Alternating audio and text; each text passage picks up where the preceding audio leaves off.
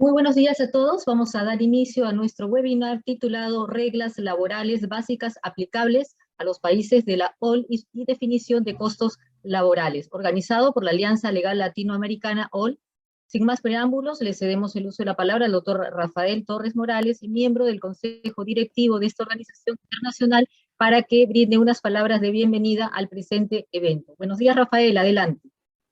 Buenos días a todos. En mi condición de miembro del directorio de la Alianza Legal Latinoamericana OL, le damos la bienvenida a nuestros invitados, conformados particularmente por clientes permanentes, eventuales y redes de contacto de los estudios partícipes de esta organización, agradeciéndoles por acompañarnos en nuestro segundo evento internacional que hemos visto por conveniente impulsar y cuya temática se encuentra enfocada en esta oportunidad al ámbito laboral, particularmente para presentarles de manera comparativa y desde diversos escenarios.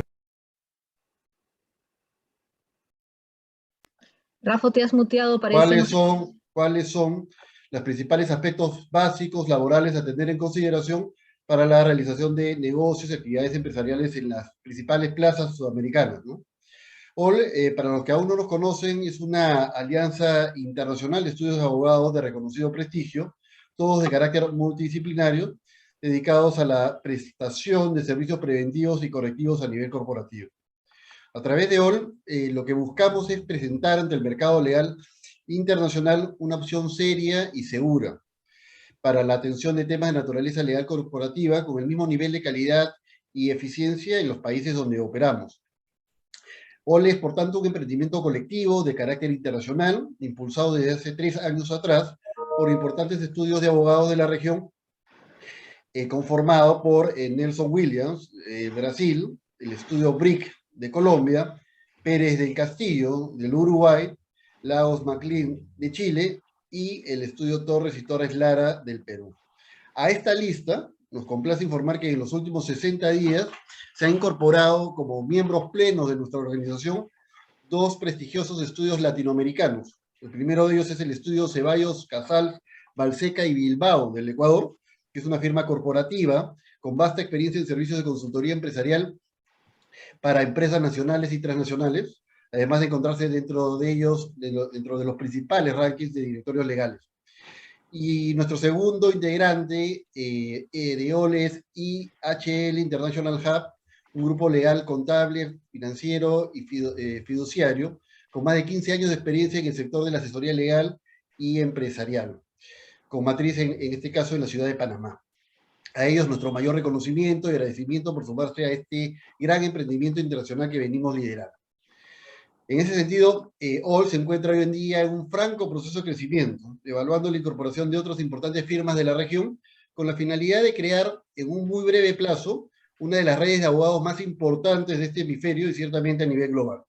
En OL estamos convencidos de la necesidad de unir esfuerzos y redes para brindar servicios diferenciados y de carácter global en el mercado, donde cada vez dichos servicios son más requeridos por parte de nuestros clientes y del público en general. Sin más, solo nos queda agradecerles por su asistencia, esperando que el presente webinar cubra vuestras expectativas. Muchísimas gracias. Muchas gracias, Rafael. A continuación, vamos a iniciar las exposiciones de nuestros 5 expositores de la OL. Al finalizar las 5 exposiciones, si hubiere tiempo disponible, vamos a poder absolver algunas preguntas de la audiencia. Las preguntas pueden ir siendo redactadas mientras duren las exposiciones en el chat del Zoom. Les pedimos, por favor, que todos mantengamos nuestros micrófonos apagados para poder escuchar mejor las exposiciones. En primer lugar, voy a presentar a nuestro representante del Uruguay, el doctor Santiago Laborda. Él es abogado laboralista, egresado de la Facultad de Derecho de la Universidad de la República UTELAR, socio del estudio Pérez del Castillo Escribanos Abogados. Adelante, Santiago, buenos días, adelante.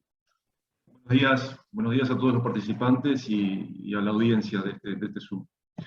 Bueno, en Uruguay, toda vez que exista una prestación de servicios de una persona física a otra persona física o jurídica en forma subordinada, esa prestación de servicios estará disciplinada, regulada por el derecho laboral. Nuestro derecho laboral en Uruguay tiene la particularidad de tener diversas fuentes, no es un derecho codificado, con todas sus disposiciones incorporadas en un texto, sino que tiene fuentes dispersas, desde convenios internacionales del trabajo. Uruguay es miembro de la OIT, la Constitución Nacional, leyes, decretos. Al mismo tiempo es muy importante el rol de la jurisprudencia, trayendo soluciones a los distintos asuntos que pueden generar diferendo entre las partes, empleadores y trabajadores.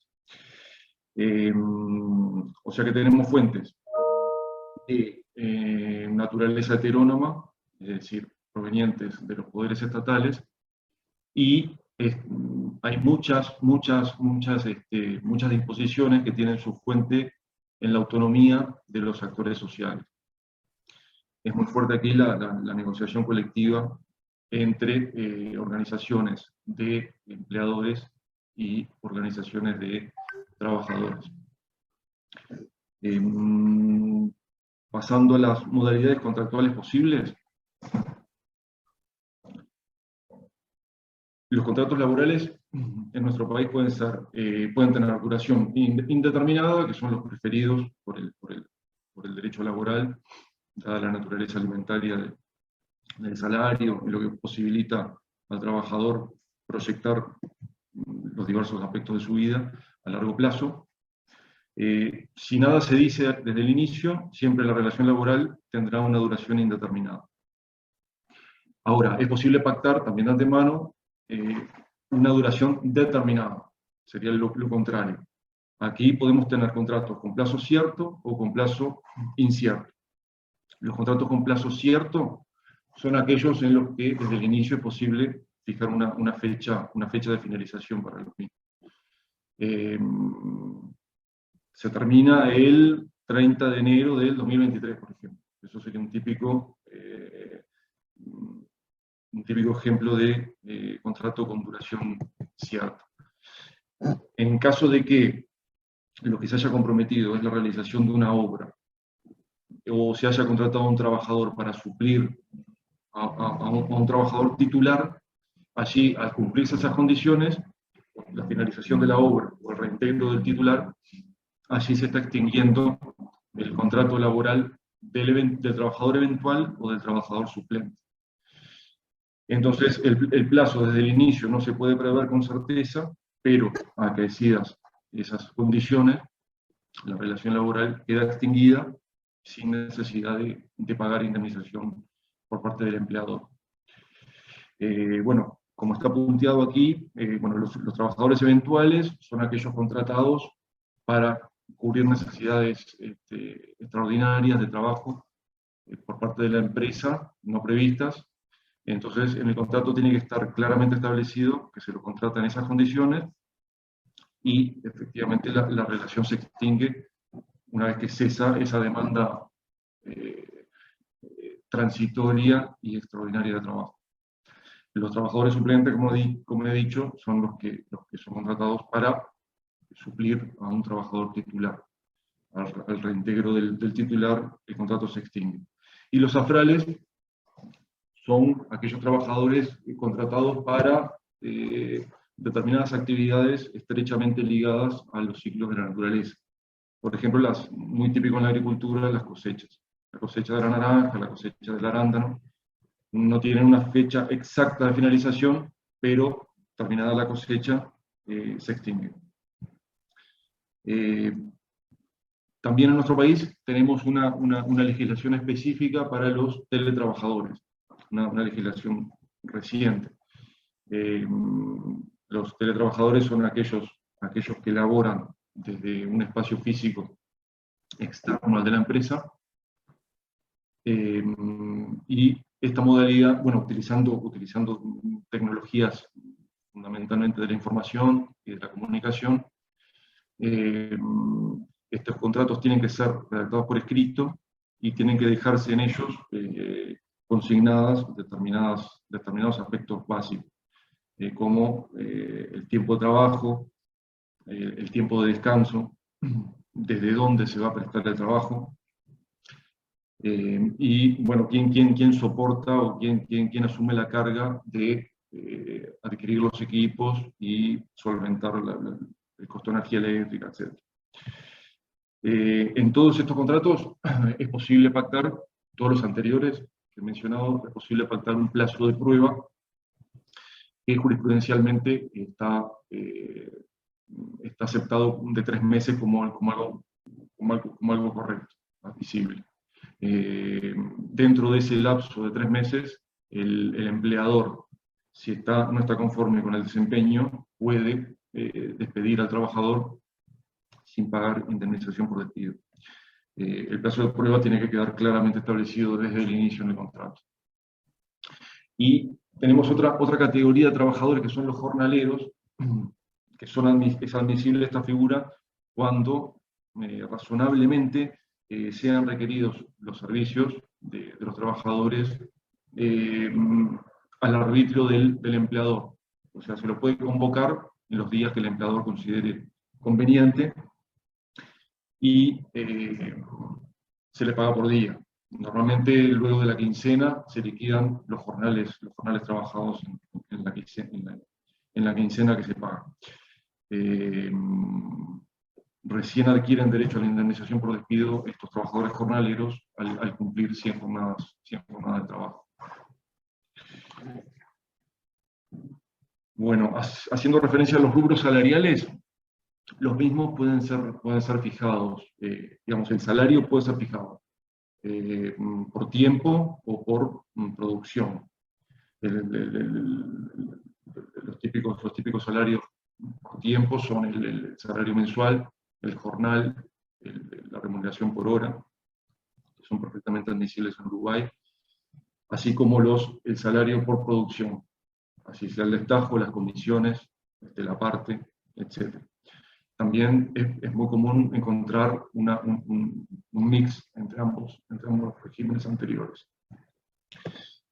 Y respecto de las gratificaciones en nuestro país, tenemos que decir que no son consideradas por la jurisprudencia salario, no tienen naturaleza salarial, en tanto no sean habituales y permanentes en su pago al trabajador.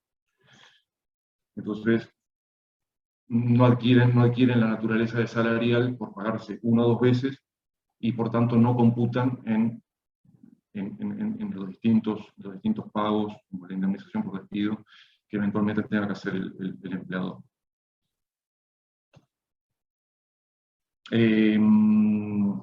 Anualmente hay que satisfacer por parte de los empleadores determinadas partidas al trabajador. Anualmente hay un sueldo anual complementario, comúnmente llamado aguinaldo, que se paga en dos veces, en 2 partidas. La primera de ellas en junio, y es la 12ª parte de lo percibido, de lo pagado por el empleador al trabajador en los 6 meses anteriores, es decir, entre diciembre y mayo. La segunda partida tiene que satisfacerse entre el 14 y el 23 de diciembre, y será también la 12ª parte de lo pagado por el empleador en dinero entre los meses de junio a noviembre. Luego tenemos la licencia, las vacaciones. Allí el trabajador descansa. Por año de trabajo genera 20 días de vacaciones, con una adicional a partir del 5º año de un día, y luego cada 4 años de antigüedad sigue añadiendo días adicionales. Es decir, que Un minuto, cada Santiago. año... ¿Perdón? ¿Te queda un minuto? Bueno, acelero un poco entonces. Luego el salario vacacional es el líquido de los jornales de licencia, que también debe pagarse anualmente una vez, pero antes de que el trabajador salga a gozar de las vacaciones. Respecto de la jornada de trabajo, tenemos un doble límite, tenemos un límite diario de 8 horas y un límite semanal de 44 horas en el comercio y de 48 horas en la industria, sin perjuicio de que en la negociación colectiva se puedan pactar menores tiempos de trabajo más beneficiosos para el trabajador. El descanso intermedio, que siempre debe existir en toda jornada, puede ser en jornada continua o en jornada discontinua.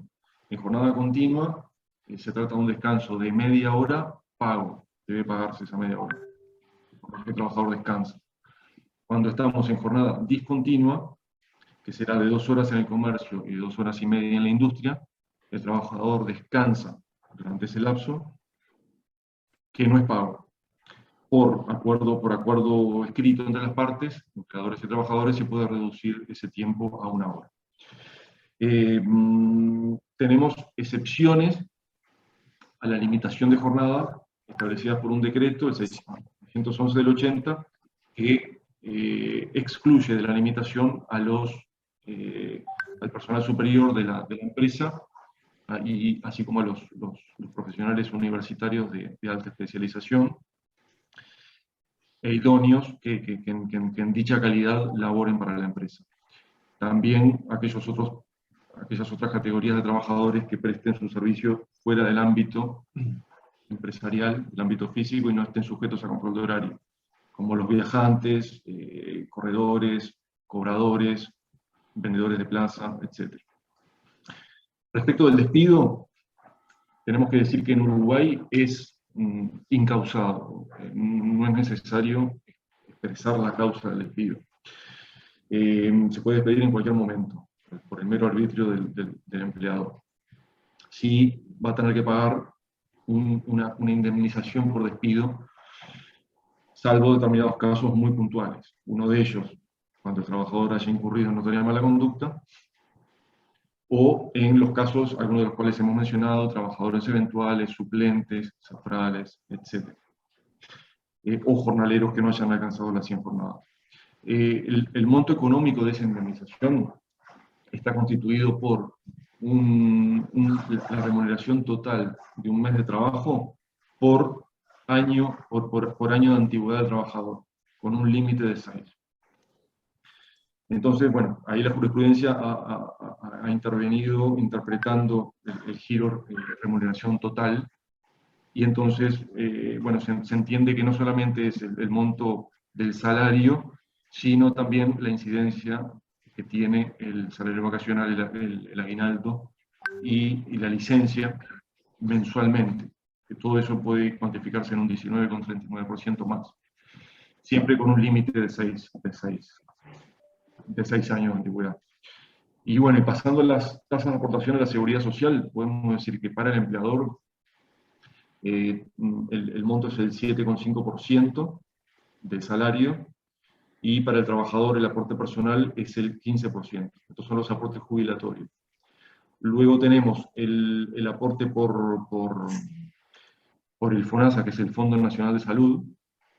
El empleador allí tiene que aportar el 5%, más el complemento de cuota mutual, y el trabajador se le descuenta según su situación personal en cuanto a hijos a cargo, cónyuge a cargo, etc., una tasa que va entre un 3 y un 8%. La básica es el 3%. Luego las partes también tienen que aportar un 0,1% por concepto de fondo de reconversión laboral, y un 0,025% que es el fondo de garantía de créditos laborales, para cubrir casos de salarios impagos por causales de insolvencia patronal verificadas judicialmente. Bueno, hasta aquí. Pasó volando el tiempo, la verdad que no dio para cubrir todo lo previsto, pero bueno.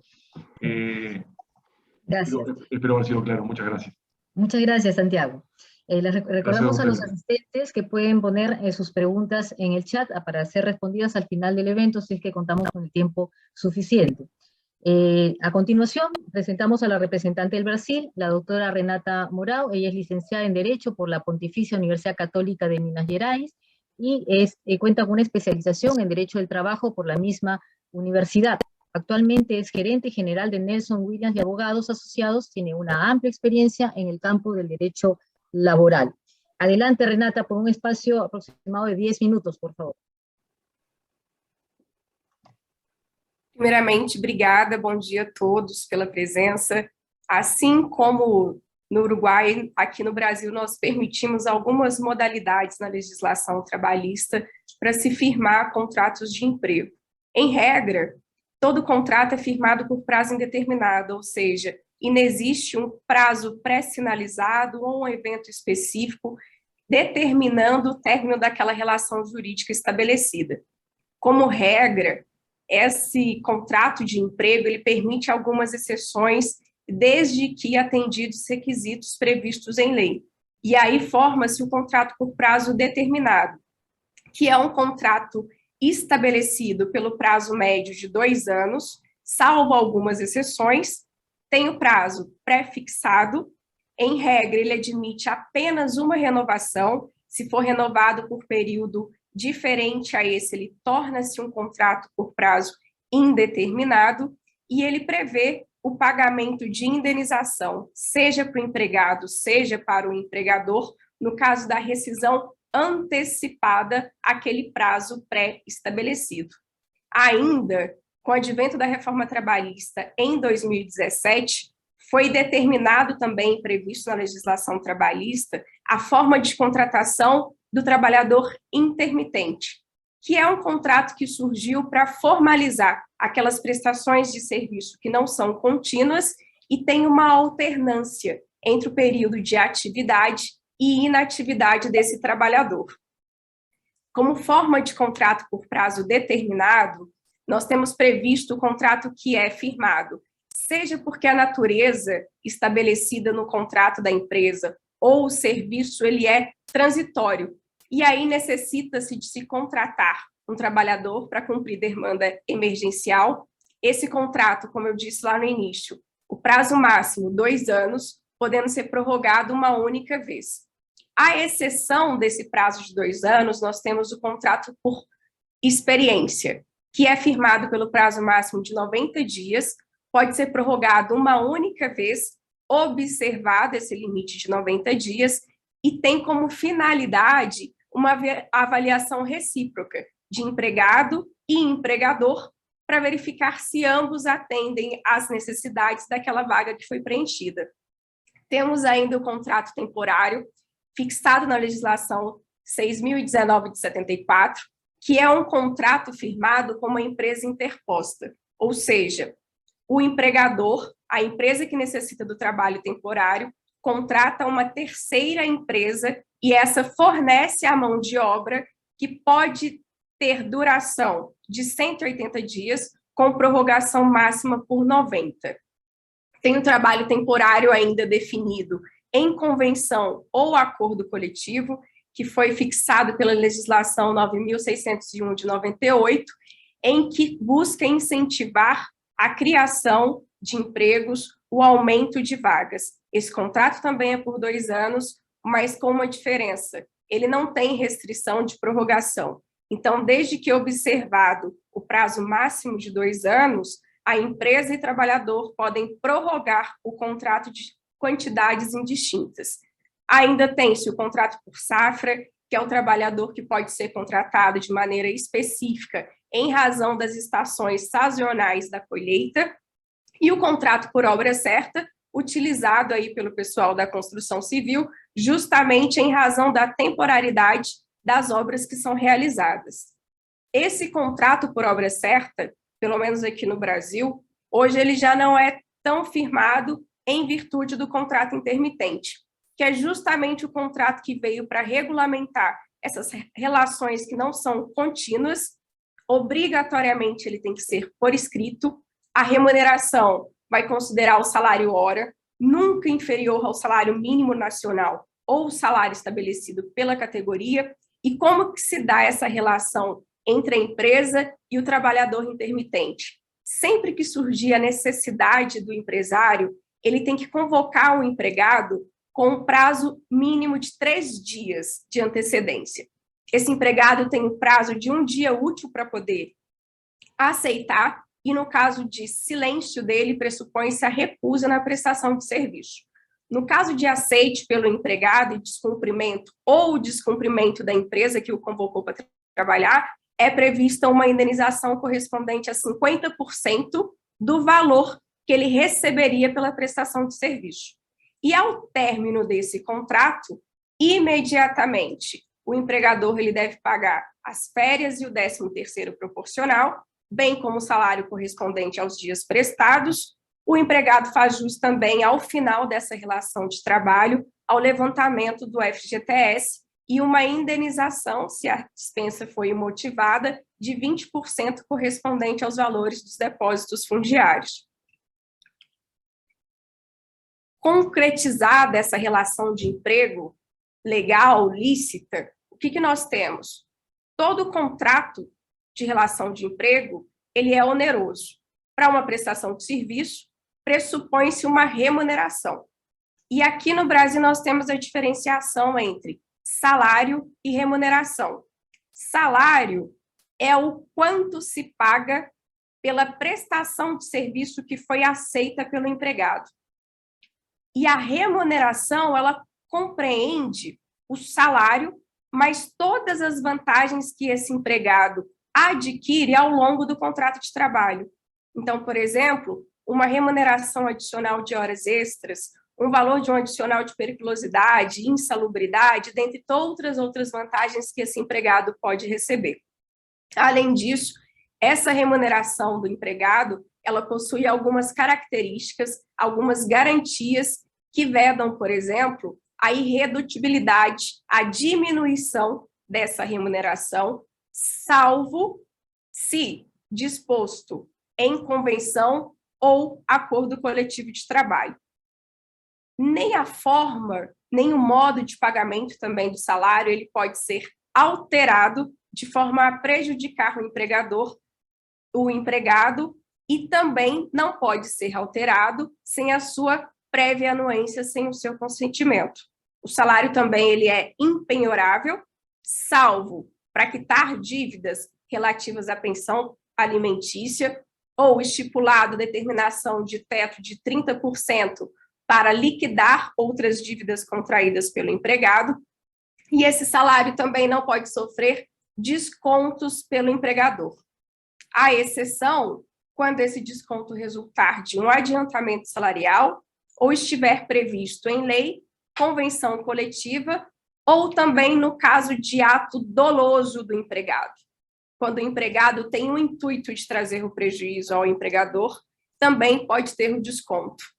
Dolos sempre permitem o desconto. Conduta culposa do empregado, ou seja, quando ele não tem intenção de trazer o prejuízo ao empregador, só podem ter desconto salarial desde que expressamente previsto no contrato de trabalho.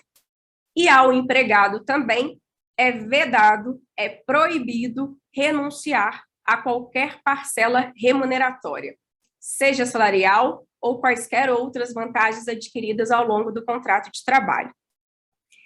Essa remuneração, ela pode se dar por tempo de trabalho, então o empregador pode fixar ali a remuneração por hora, dia, mês, por produção, a depender daquilo que o empregado produz. Normalmente a gente fala aí daquelas pessoas que são remuneradas em comissão, seja de forma pura, seja de forma mista, e por tarefa, que vai unir a produção do empregado, mais o tempo que ele despende para poder executar. E aí, quanto menos tempo ele gasta, maior a sua remuneração.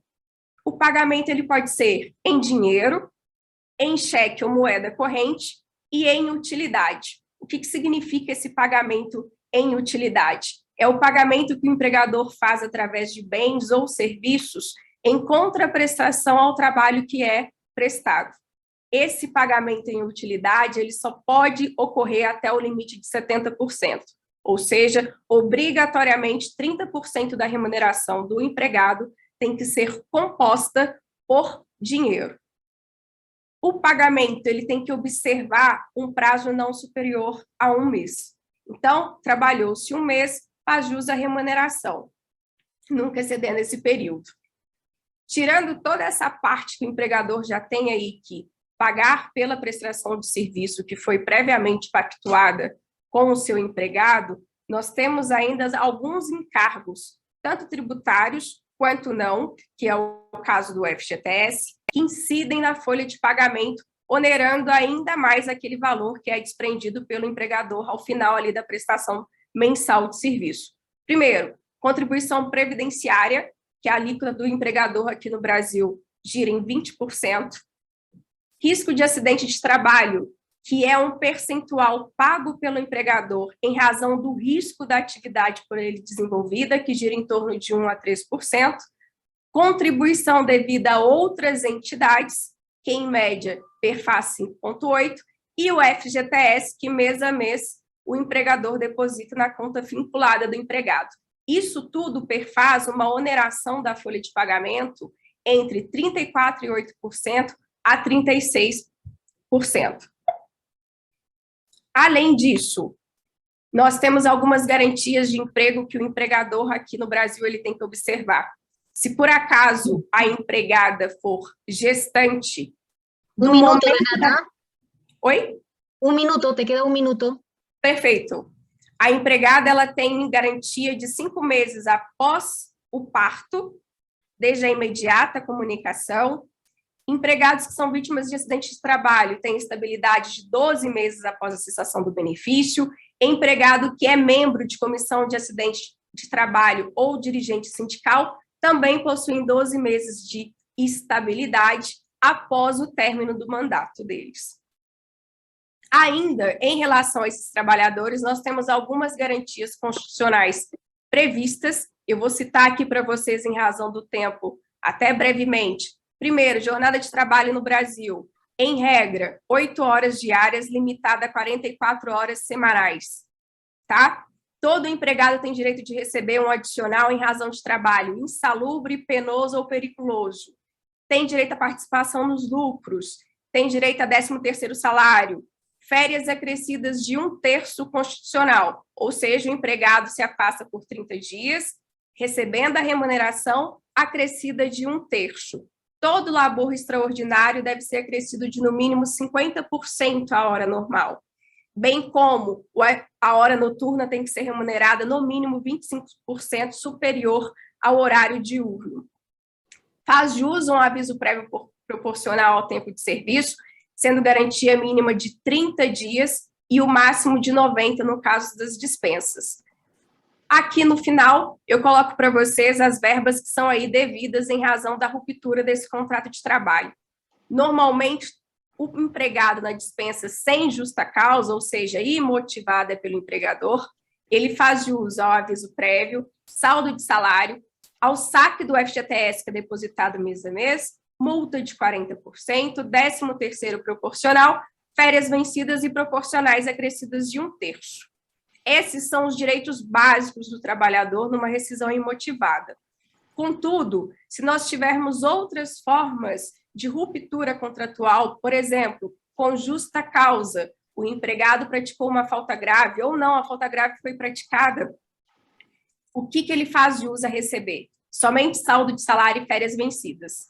Ele perde direito ao aviso prévio, ao saque à multa do FGTS, não tem direito a 13º proporcional, nem férias proporcionais. Aqui ainda nós temos a possibilidade de demissão, ruptura contratual por acordo. Empregado e empregador, de comum acordo, decidem interromper a prestação de serviço. Nesse caso, o aviso prévio vai ser remunerado em 50%, o empregado vai receber os dias trabalhados, vai sacar somente 80% do FGTS e vai ter uma multa de 20%, recebeu o 13º proporcional, férias vencidas e proporcionais acrescidas de 1/3. No caso de pedido de demissão do empregado, ele deve conceder o aviso prévio ao empregador. Se não fizer, o empregador pode reter do seu acerto rescisório, descontar, e ele perde direito ao saque e à multa do FGTS. Já nos contratos por prazo determinado, em que se contém uma cláusula que assegura a rescisão antecipada, o empregado vai fazer jus às verbas rescisórias típicas da ruptura sem justa causa. No caso de contrato determinado que não prevê a rescisão antecipada, o empregado perde direito ao aviso prévio, mas ele faz jus a uma indenização correspondente a 50% dos dias que faltam para esse contrato finalizar. E se o contrato por prazo determinado finalizou no prazo certo, o empregado não faz jus a receber o aviso prévio, nem a multa de 40% do FGTS. Então, em síntese, essas são as especificidades que regem aqui as relações contratuais entre empregado e empregador no Brasil. Eu espero ter contribuído aí com vocês para poder compreender um pouquinho da nossa relação, e qualquer dúvida estou à disposição com vocês. Obrigada. Muchas gracias, Renata. A continuación presentamos a la representante de Chile, la abogada Silvia Morales. Ella es abogada de la Pontificia Universidad Católica de Chile, abogada senior del estudio Lagos McLean, dedicada a la asesoría legal en materias de derecho laboral individual y colectivo, y participa activamente en diversos procesos de negociación colectiva y en la dirección y participación del equipo laboral en la defensa judicial de los asuntos laborales de empresas pertenecientes a diversas áreas. Adelante, Silvia. Sí, gracias, Silvia. No encuentro... Sí, ¿aún no se ve tu presentación? Sí, no... A ver, esperamos un ratito.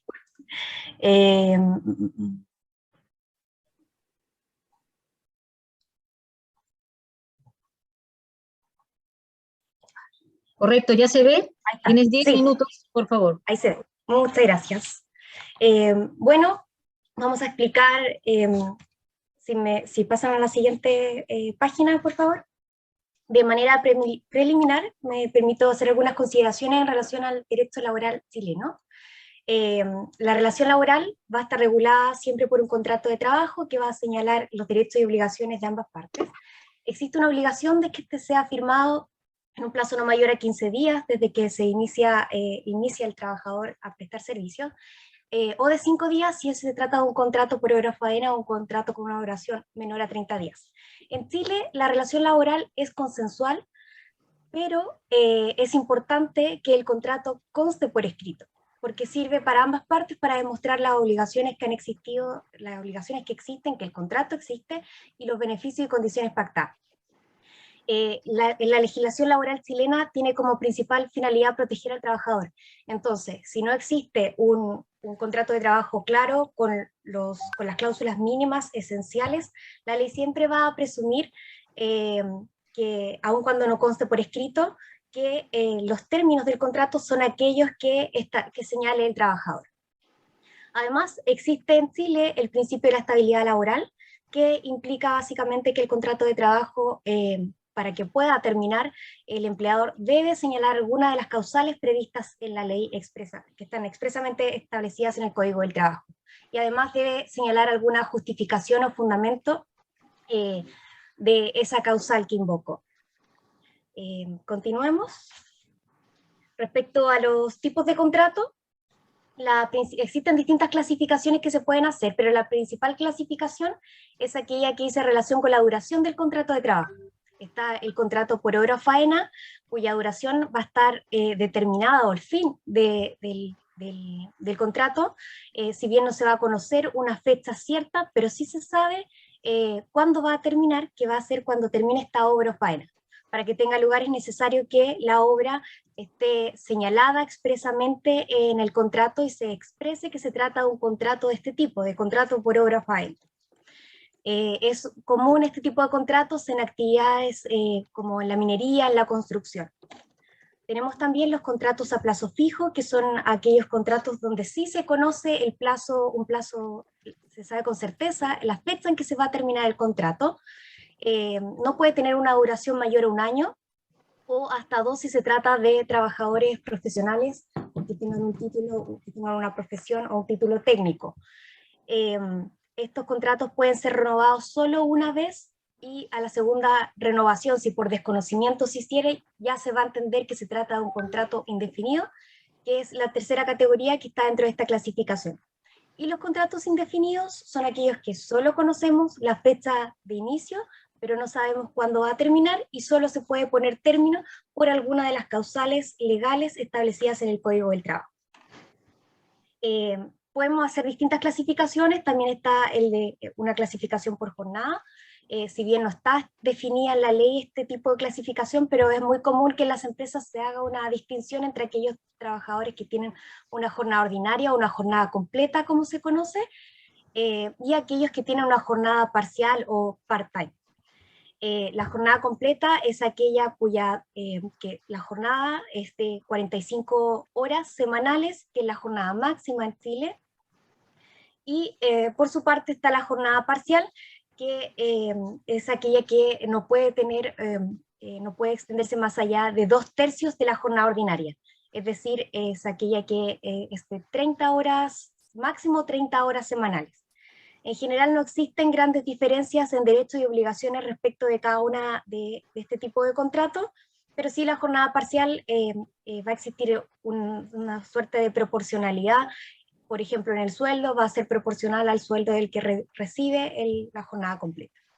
También hay otro tipo de contratos que se clasifican según su naturaleza, son los que llamamos como contratos especiales, en el rubro, los trabajadores que prestan servicios en el rubro agrícola, portuario, trabajadoras de casa particular, los artistas, los deportistas tienen algunas, si bien no es un contrato con cada una de las cláusulas específicas para ellos, pero sí hay, por la naturaleza de los servicios, tienen ciertas especificidades que lo diferencian del resto de los contratos. Pasemos a la siguiente página.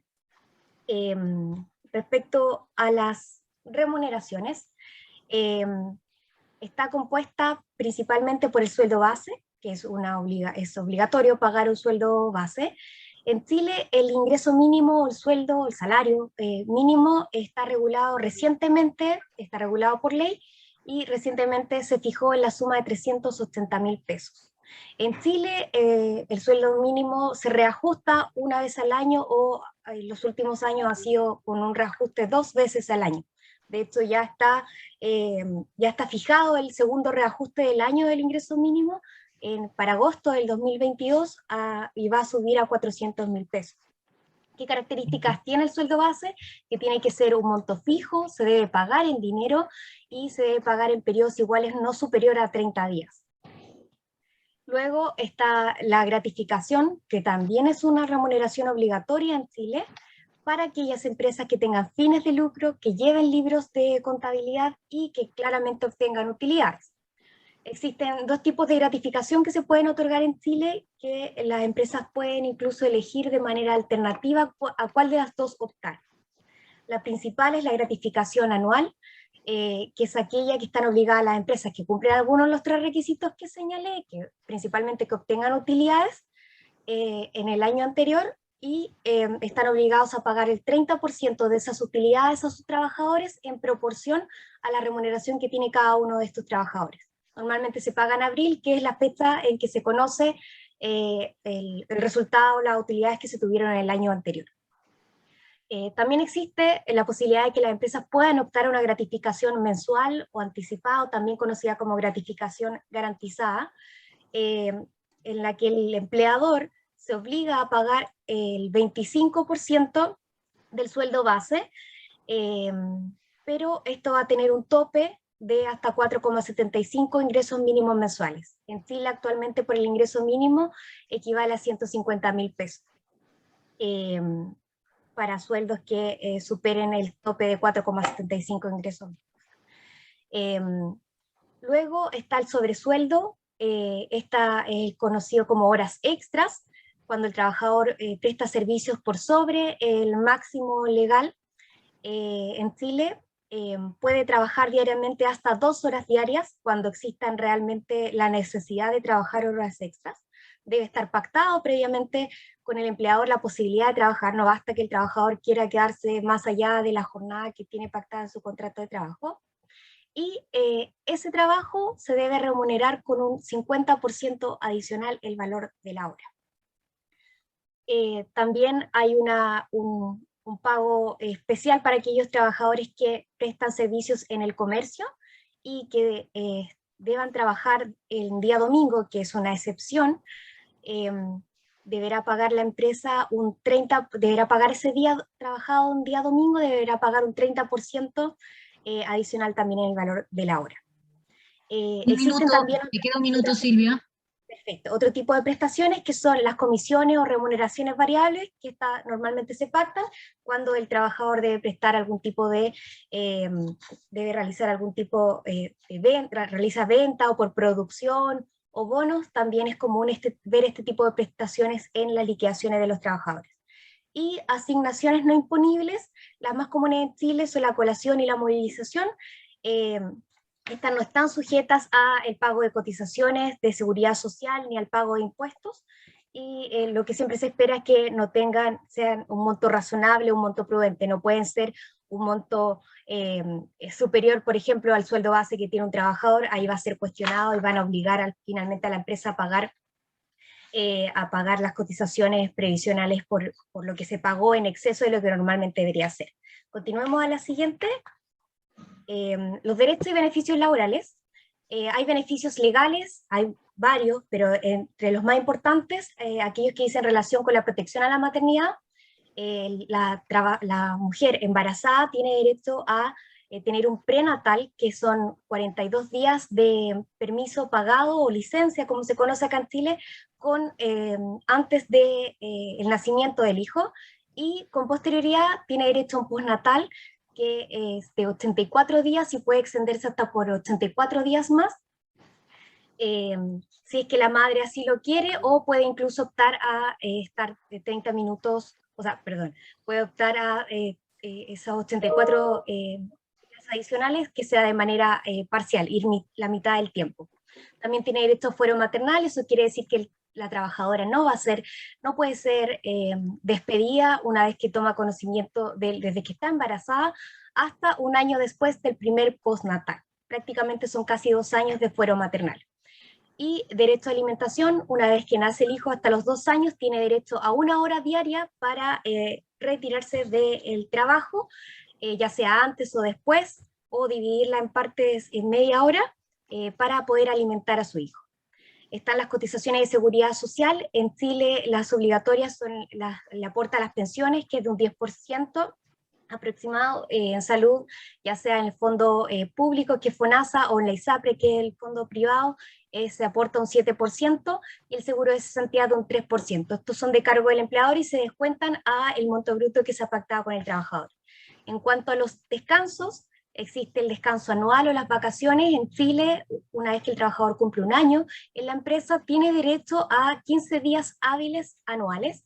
El descanso semanal, al menos un día a la semana debe el trabajador poder descansar, por lo que la jornada está restringida, no puede distribuirse más de 6 días a la semana. Y el descanso diario es que la jornada se debe interrumpir al menos en la mitad del día, normalmente para colación, como se conoce acá en Chile.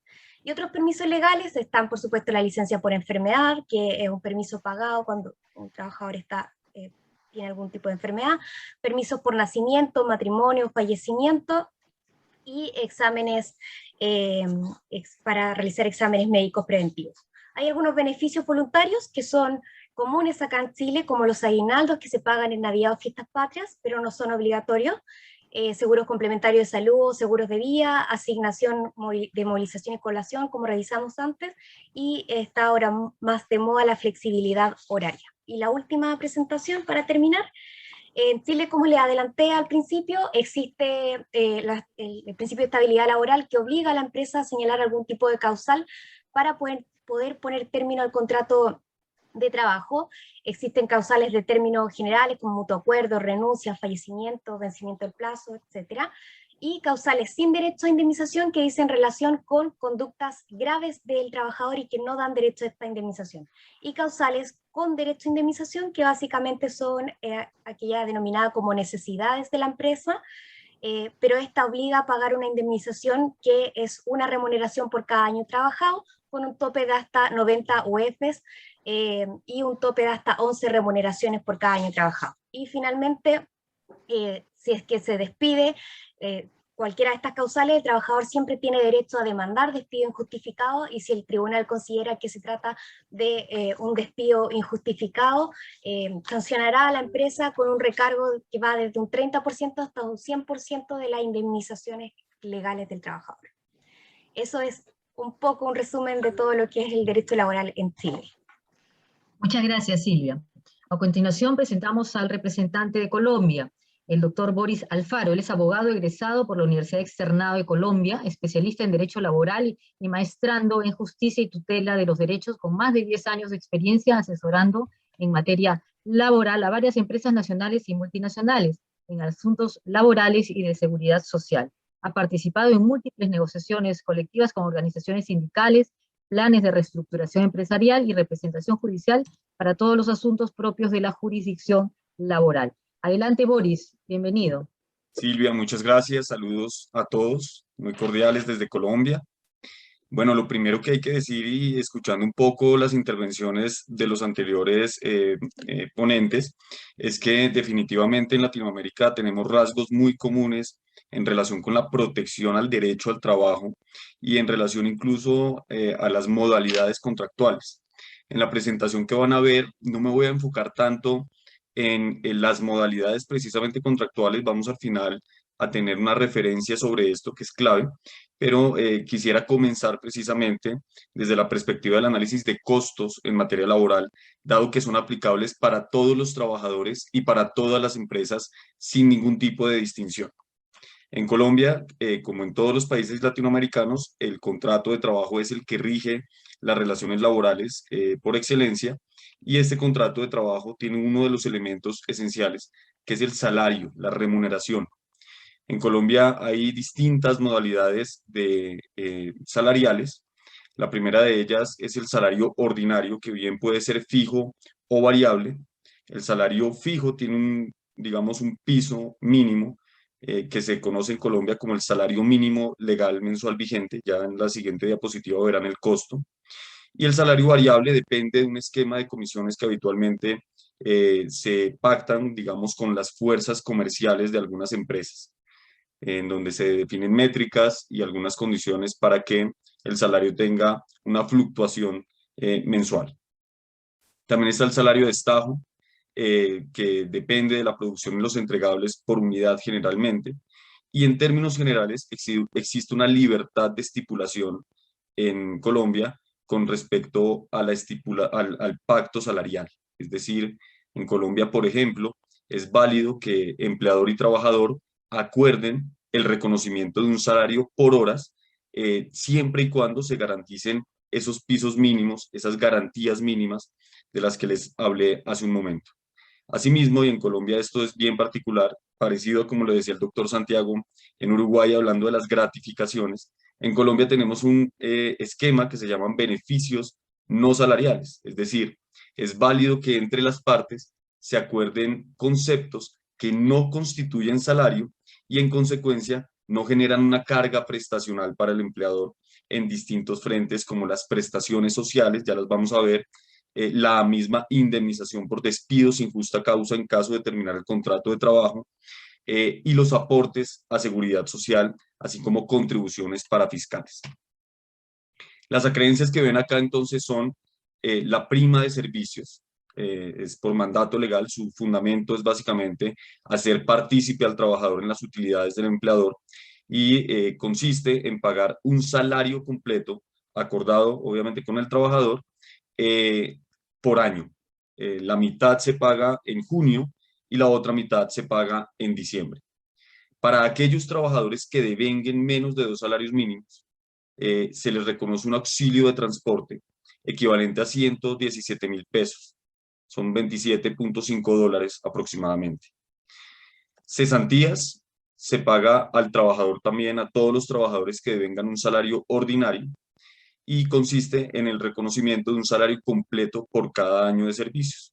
Se consigna a un fondo de cesantías, dado que su razón de ser es precisamente que proteger al trabajador cesante. Una vez el contrato de trabajo finaliza, se busca o se pretende por el legislador colombiano darle un sistema de protección para que cuente con ciertos recursos una vez finaliza su contrato de trabajo. También se encuentran los intereses sobre las cesantías, que corresponden al 12% del valor resultante de las cesantías. Las vacaciones en Colombia son 15 días de vacaciones por año trabajado, y estas, digamos, consisten básicamente en el momento en que el trabajador termina el contrato de trabajo y no ha disfrutado de las vacaciones, se le pagan básicamente en consideración a la mitad misma del salario, un medio salario al año. En materia de seguridad social, la protección social en Colombia tiene tres enfoques. Uno es pensiones, otro es salud y otro es riesgos laborales. En materia de pensiones, el aporte que se hace también sobre el salario es del 16%, de los cuales el 12% lo asume la empresa y el 4% lo asume el trabajador. En materia de salud es el 12.5%, 8.5% lo asume la empresa y el 4% el trabajador. Y en materia de riesgos laborales, dependerá del nivel de riesgo, pero oscila entre el 0.5% y el 6%, dependiendo del nivel de riesgo laboral que se califica al trabajador. En materia de parafiscales, en Colombia se hacen unas contribuciones a determinadas entidades públicas, como lo son el Instituto Colombiano de Bienestar Familiar, el Servicio Nacional de Aprendizaje, el SENA, y las cajas de compensación familiar. Esas contribuciones, en suma, son el 9% del salario del trabajador. Todo esto que les estoy diciendo acá son cargas que asume el empleador en Colombia. Acá ven un poco como la expresión en el de distribución porcentual, cómo está distribuido el salario versus todas las acreencias laborales que les acabé de explicar. Como pueden ver, la carga prestacional en Colombia es una carga en comparación con el salario importante, pues en suma representa y en promedio el 33% del salario de cada trabajador. Ahora, en Colombia, para aquellos salarios altos, entendidos aquellos que son superiores a 10 salarios mínimos legales mensuales vigentes, esto, todo lo que ven acá en esta diapositiva, prima de servicios, cesantías, intereses sobre las cesantías, entre otros, y se excluye de este concepto las vacaciones, pueden integrarse bajo la modalidad de un concepto que se llama salario integrado. Facilita la operación de la liquidación de nómina para estos trabajadores y puede generar una disminución de costos en básicamente un 1%. Pero es una figura bastante utilizada en Colombia para aquellos trabajadores que tengan salarios altos, más de 13 salarios mínimos legales mensuales vigentes, dado que esta modalidad salarial comprende tanto el salario ordinario en un 70% como las prestaciones sociales que las ven acá en un 30%. De manera que a estas personas no se les liquida periódicamente este tipo de prestaciones sociales. Ahora, yendo rápidamente a las modalidades de contrato de trabajo, se explica esto básicamente porque también tiene una incidencia en el costo laboral del empleador. En Colombia, fundamentalmente, tenemos tres modalidades, que son el contrato término indefinido, tiene una vocación de permanencia de la actividad laboral que contrato, luego se entiende que el contrato de trabajo, hay una expectativa legítima de las partes de que va a continuar este contrato. Cuando en Colombia no se firma el contrato por escrito, se presume que esta modalidad de duración aplica el contrato término indefinido. También es válido que las partes acuerden contratos a término fijo. En Colombia existen dos modalidades de contrato término fijo. Una es inferior a un año y otra superior a un año. Inferior a un año, hay una regulación especial según la cual cuando estos contratos tienen 3 prórrogas y llegan a la cuarta prórroga, esa cuarta prórroga debe ser de un año y así indefinidamente. Nunca un contrato término fijo en Colombia se convierte en contrato o muta en contrato a término indefinido. Otra modalidad es la obra o labor. Según esta modalidad contractual, las partes pueden acordar que la duración del contrato depende de la ejecución de una actividad específica o un proyecto específico, de manera que una vez este proyecto específico finalice, se entiende sin necesidad de un aviso previo que el contrato de trabajo ha finalizado. De esta manera, cuando la finalización por el plazo pactado, término fijo, u obra o labor se cumplen, el empleador no tiene por qué reconocer al trabajador una indemnización por despido sin justa causa. En Colombia existen distintas modalidades de desvinculación, entre ellas está, como lo mencionamos hace un momento, bajo la modalidad contrato término fijo, la finalización de la obra pactada.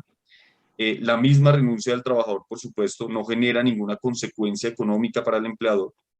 En periodo de prueba puede terminarse el contrato, es decir, en los 2 primeros meses de ejecución, si el empleador observa que el trabajador no se adecúa al perfil deseado, puede terminarle el contrato de trabajo en periodo de prueba siempre y cuando se haya acordado esto con el trabajador. Por mutuo acuerdo, es válido terminar en Colombia los contratos de trabajo por mutuo acuerdo. Y con justa causa. Creo que a nivel Latinoamérica, también en Colombia sucede, se debe tipificar la conducta, identificar la conducta del trabajador en un documento que se llama Reglamento Interno de Trabajo y agotar un procedimiento que permita al trabajador ejercer su derecho a la defensa. Esta modalidad no genera tampoco indemnizaciones.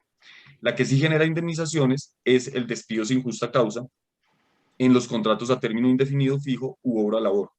En los contratos a término indefinido, una vez el empleador toma la decisión de terminar unilateralmente sin justa causa el contrato de trabajo, debe asumir un costo laboral que en dólares para aquellos trabajadores que devengan menos de 10 salarios mínimos oscila entre, corresponde, a 30 días de salario por el primer año de servicios y a 20 días de salario por los años subsiguientes. Cuando el trabajador gana más de 10 salarios mínimos, la relación acá de cálculo es 20 días de salario por el primer año de servicios y 15 días de salario por los años subsiguientes. De manera que este costo es indeterminado, depende de la duración misma del contrato. En los contratos a término fijo, en Colombia es válido que se notifique al trabajador con 30 días de antelación la finalización del contrato y en dicho caso, una vez se cumpla el término pactado, no se tiene por qué pagar ningún concepto indemnizatorio. Pero si no se cumple ese requisito y se termina el contrato unilateralmente sin justa causa, el empleador deberá pagar al trabajador los salarios que dejó de percibir desde el momento en que termina el contrato hasta cuando se debió finalizar de acuerdo al pacto entre las partes. La misma lógica aplica en los contratos de obra o labor. Esto es, digamos, un esbozo muy general de lo que es la regulación laboral colombiana y los costos asociados al contrato de trabajo. Les agradezco muchísimo. Muchas gracias, Boris. A continuación, para finalizar, el representante del Perú, el doctor Juan Carlos Benavente Teixeira. Él es abogado por la Facultad de Derecho y Ciencias Políticas de la Universidad de Lima, jefe del área laboral de Torres y Torres Lara Abogados y socio a cargo del área de litigios, miembro del directorio de la Revista Peruana de Derecho a la Empresa, árbitro, conferencista y autor de artículos en la especialidad. Adelante, Juan Carlos. Muchas gracias, Silvia. Un segundito, por favor, que he tenido una complicación con mi presentación.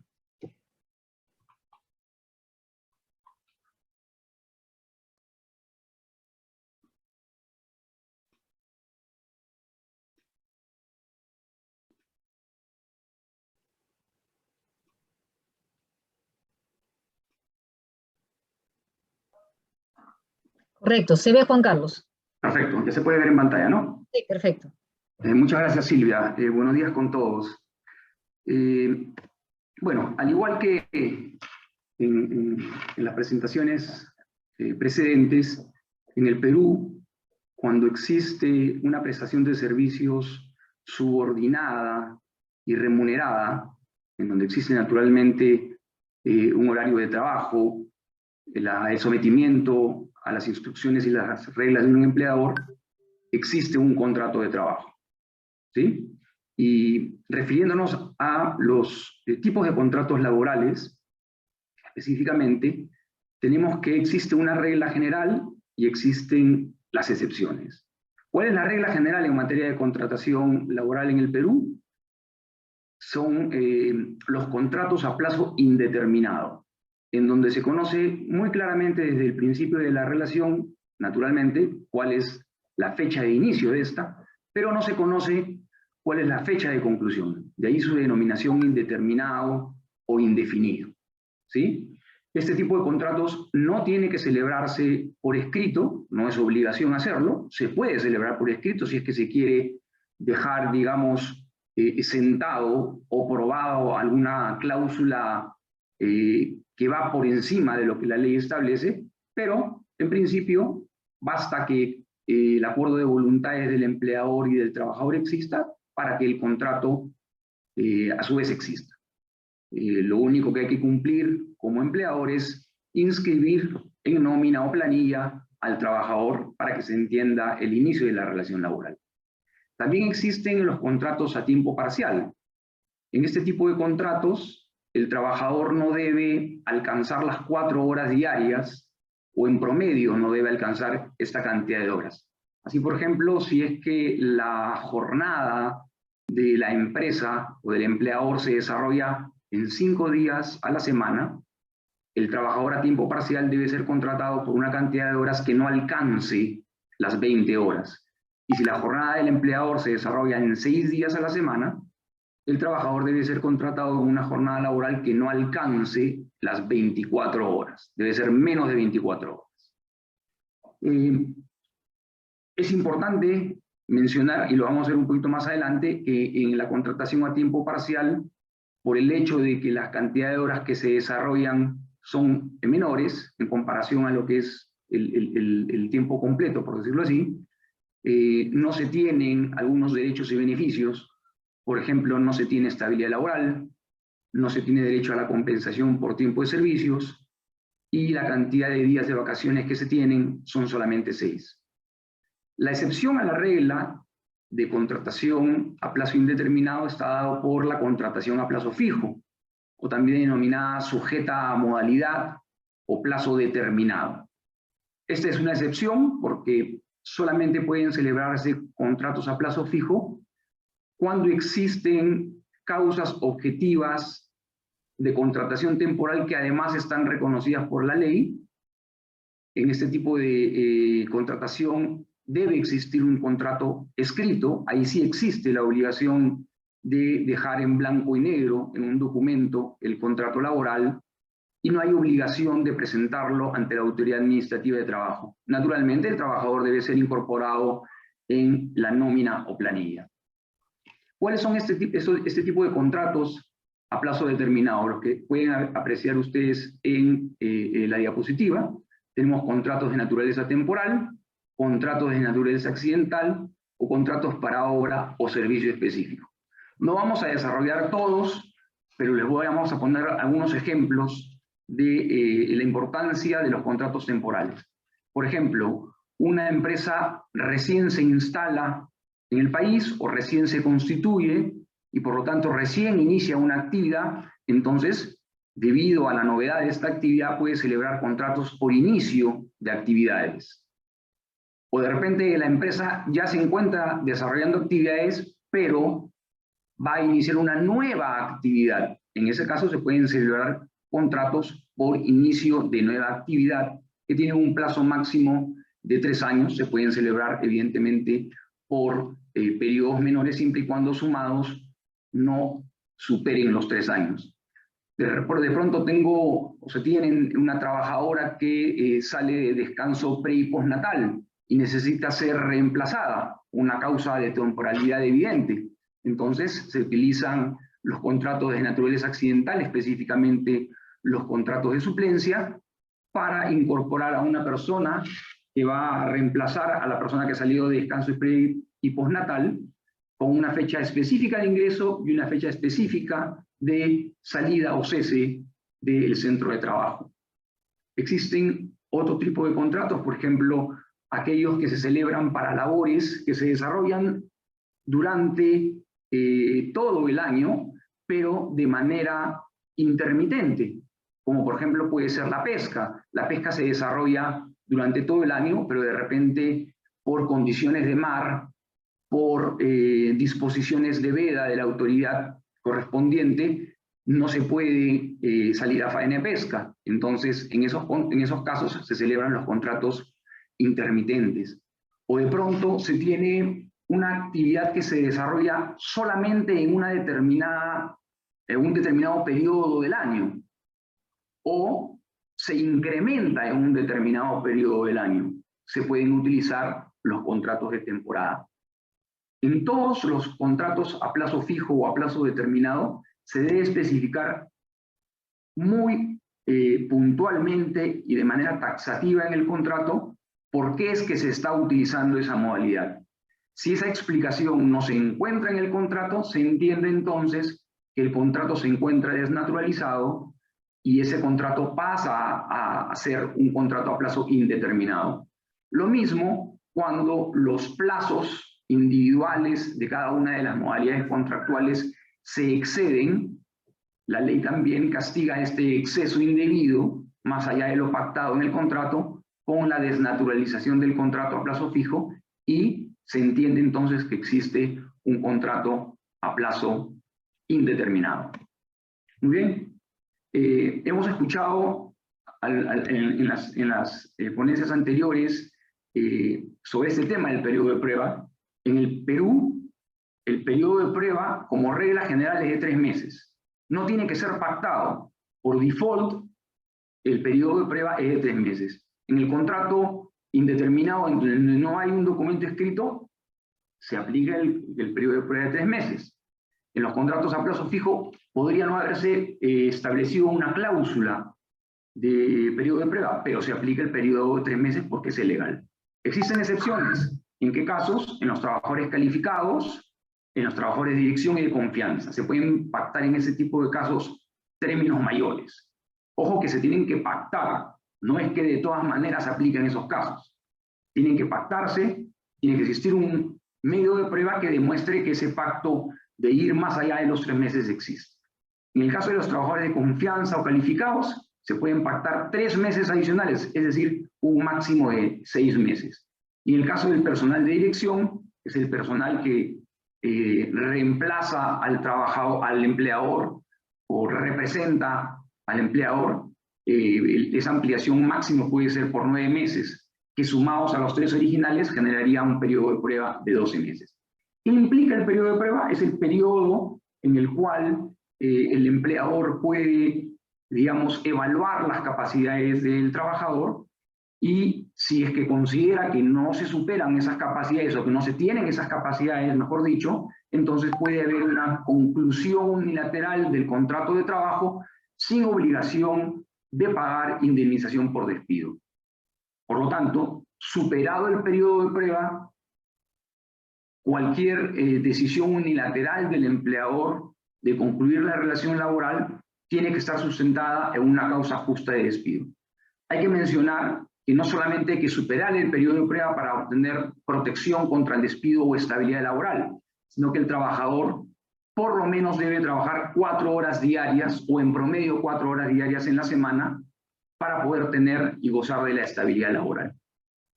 Para la conclusión de la relación laboral, naturalmente, no las hemos desarrollado acá, pero naturalmente tenemos los supuestos de fallecimiento, el supuesto de renuncia, el mutuo acuerdo y otros adicionales que no tienen una consecuencia del pago de una indemnización, pero en el caso de las causas de despido, sí pueden haber consecuencias importantes vinculadas a lo que es una indemnización económica o incluso a una reposición, es decir, a la orden judicial de que el trabajador regrese a su puesto de trabajo. Muy bien, entonces en ese sentido, la ley establece causas de despido, causas relacionadas con la conducta del trabajador o causas relacionadas con la capacidad del trabajador. Estas causas no se pueden establecer en un reglamento interno, no se pueden establecer en el contrato, son las causas que taxativamente establece la ley. ¿Sí? Entonces, no pueden ser inventadas o pactadas en contra de lo que la ley establece. La ley las fija y hay que ver si es que la conducta del trabajador se puede encajar en los supuestos descritos por la ley. Para despedir a los trabajadores, ya sea por causas de la conducta o por causas de la capacidad, hay procedimientos administrativos internos que seguir para garantizar el derecho de defensa de los trabajadores, y concluida la etapa del derecho de defensa, la etapa decisoria a cargo del empleador será despedir al trabajador o no despedir al trabajador, todo lo cual además se debe realizar a través de comunicaciones escritas para poder acreditar el cumplimiento de este procedimiento. Un minuto, Juan Carlos. El despido sin causa, muchas gracias. El despido sin causa genera reposición o excluyentemente indemnización, lo que decida el trabajador. ¿Sí? La reposición naturalmente es poco deseable para el empleador, y la indemnización por despido es la que normalmente solicita el trabajador. Para los trabajadores de dirección y de confianza no existe reposición y tampoco existe indemnización por despido, basta el retiro de la confianza para la conclusión de la relación laboral. En materia de derechos y beneficios laborales, esos que vamos a hacer referencia muy rápidamente son los que están, o los que regulan el régimen laboral de la actividad privada. En el Perú existen muchos regímenes laborales, regímenes laborales especiales, por ejemplo, de los artistas, de los trabajadores de construcción civil, de las empleadas del hogar, de los trabajadores agrícolas, de los docentes, de los futbolistas. Los que vamos a ver a continuación son los del régimen laboral de la actividad privada. Existe una remuneración mínima, si es que se trabaja por lo menos 4 horas diarias, de 1.025 soles, aproximadamente son $280. La jornada de trabajo de 8 horas diarias o 48 semanales para el régimen general y para el de micro y pequeña empresa que vamos a ver adelante. El descanso semanal obligatorio es de 1 día a la semana por lo menos. Los feriados nacionales están establecidos en la ley y se deben descansar sin obligación de trabajo y con obligación de pago. Las vacaciones anuales son de 30 días naturales por cada año completo de servicios. La indemnización por despido en los contratos a plazo indeterminado es de 1,5 remuneraciones por cada año completo de trabajo. Se pagan de manera proporcional a los periodos menores a 1 año. El tope es de 12 remuneraciones como máximo. Y en los contratos a plazo fijo, la indemnización por despido es de 1,5 remuneraciones por cada mes que el empleador no haya cumplido o respetado el plazo del contrato, y también existe un tope de 12 remuneraciones. Existe también un beneficio que es la compensación por tiempo de servicios. Nació con la intención de que el empleador deposite un dinero intangible en una cuenta bancaria, aproximadamente es 1 remuneración anual por cada 12 meses. Esa intangibilidad impedía al trabajador tocar ese dinero, salvo cuando concluyera la relación laboral. Con ocasión de la pandemia del COVID-19, se han dictado una serie de disposiciones que permiten el retiro del 100% de esta compensación por tiempo de servicios. En materia de gratificaciones legales, en el Perú existen las gratificaciones ordinarias, una remuneración adicional en julio y una remuneración adicional en el mes de diciembre, y los trabajadores tienen derecho a participar en las utilidades de la empresa de acuerdo a ciertos porcentajes que van entre 5 y 10% que se aplican sobre la renta neta sobre la renta neta del empleador antes de impuestos.